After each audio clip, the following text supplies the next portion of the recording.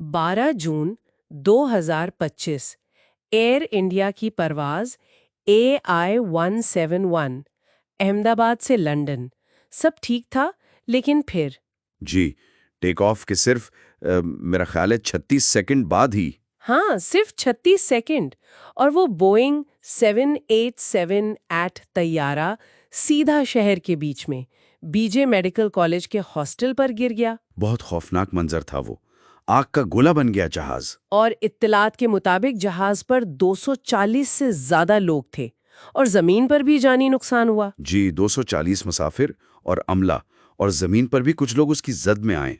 ये वाकई एक बड़ा सानहा है। तो आज हम इसी पर बात करें। हमारे पास जो इब्तिदाई रिपोर्ट्स हैं उनकी बुनियाद पर समझने की कोशिश करेंगे कि क्या हुआ। और उसमें कुछ चीजें हैं जो फौरन जहन में आती हैं, जैसे पायलट की वो मीडिया कॉल हादसे से बिल्कुल पहले। अच्छा, मीडिया कॉल भी हुई थी? जी हाँ, ये शदीद इमरजेंसी का सिग्नल होता है। और इससे भी ज्यादा हैरानी की बात, एक मुसाफिर जिंदा बच गया, मुजजा ही कहें। एक मुसाफिर? इतनी तबाही में? ये तो नाकाबिले यकीन है। बिल्कुल, ये पहलू इस हादसे को और भी पेचीदा बना देते हैं। और जमीन पर क्या सूरत हाल थी? वहां भी तो काफी अफरा तफरी होगी। जी, एक रिक्शा ड्राइवर का बयान है। वो बिल्कुल करीब था, कोई 30 मीटर दूर। उसने कहा कि उसने यके बाद दीगरे 3 धमाके सुने। 3 धमाके? और जमीन पर भी लोग जख्मी हुए? हाँ, कम से कम 60 अफराद के जख्मी होने की इत्तला है।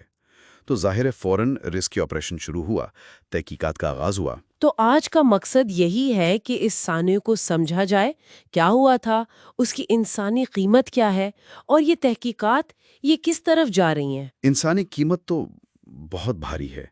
अब तक 251 लाशों की शिनाख्त हुई है डीएनए टेस्टिंग से। 251? जी, इनमें से 245 को उनके खानदानों के हवाले किया जा चुका है। एक फिजाई मेजबान थी मणिपुर से। उनकी मैयत जब घर पहुंची तो पूरा इलाका सोगवार था। ये आदात नहीं है, ये जिंदगियां हैं, खानदान है जो बिखर गए। बिल्कुल। और उन खानदानों के लिए काउंसलिंग अभी तक चल रही है। सदमा बहुत गहरा है। कुछ लोग तो अब तक शदीद सदमे में हैं। यकीनन नाकाबिले बयान गम है। अच्छा, अब जरा तहकीकात की तरफ आते हैं। आखिर हुआ क्या? क्या वजूहात सामने आ रही हैं? अभी तो कई थियोरीज हैं, जैसे इंजन में कोई खराबी, कोई बड़ा मसला, या शायद इलेक्ट्रिकल सिस्टम में कुछ गड़बड़ हुई। लेकिन एक बात जो बहुत बहुत अजीब लग रही है, कौन सी? ये कि टेक ऑफ के सिर्फ 32 सेकंड बाद दोनों इंजन बंद हो गए। ये कैसे मुमकिन है? जी, ये नुक्ता बहुत अहम है। दोनों इंजनों का इतनी जल्दी एक साथ फेल हो जाना, ये बहुत गैर मामूली है, नॉर्मल नहीं है। तो क्या तहकीकात सिर्फ जहाज की खराबी तक महदूद है? नहीं नहीं, अब दायरा वसी हो गया है। अब वो एयर इंडिया के मजमूई हिफाजती इंतजामात, जहाज की मेंटेनेंस का रिकॉर्ड, पायलट्स के ड्यूटी आवर्स, मतलब वो कितने घंटे काम कर रहे थे, ये सब देख रहे हैं। अच्छा।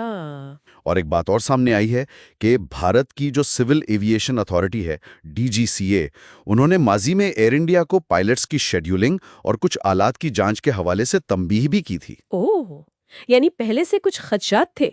जी, अब सवाल ये है कि उन तंबीहात पर कितना अमल हुआ था। ये सब तहकीकात का हिस्सा है। लेकिन सुना है कि ब्लैक बॉक्सेस से भी मालूमात निकालना मुश्किल हो रहा है। हाँ, ये एक और मसला है। ब्लैक बॉक्सेस यानी फ्लाइट डेटा रिकॉर्डर और कॉकपिट वॉइस रिकॉर्डर हादसे में बुरी तरह मुतासिर हुए हैं। उनसे डेटा निकालना मुश्किल हो रहा है। तो इसका मतलब है कि हतमी वजह जानने में देर लगेगी। बिल्कुल। इससे तहकीकात लंबी हो सकती हैं, क्योंकि आखिरी लम्हात में कॉकपिट में क्या बात हुई, जहाज के सिस्टम्स कैसे काम कर रहे थे, ये जानना बहुत ज़रूरी है।